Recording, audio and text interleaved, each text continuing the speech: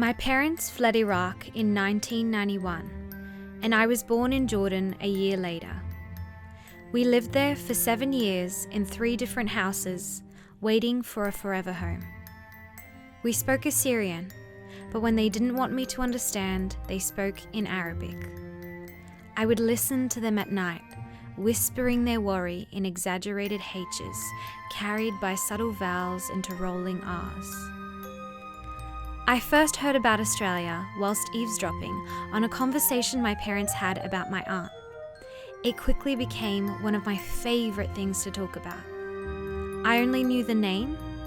The other details were filled with the 2 Western TV shows being aired in Jordan at the time, The Nanny and Mr. Bean. I would tell everyone about the small yellow cars and outrageously large hairstyles of the nasal-toned Australians.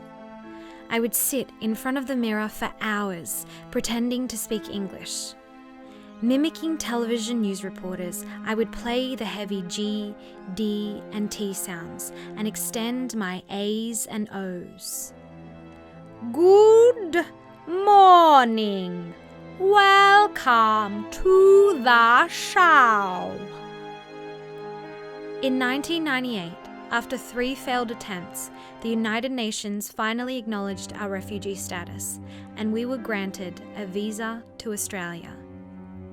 I was 6 years old. We arrived in Australia by plane in November of 1998. All I knew was the English alphabet and the numbers 1 through 10. I was placed in the 1st grade. I spent the whole first day crying. I'd never been apart from my parents, and I didn't understand a word anyone was saying.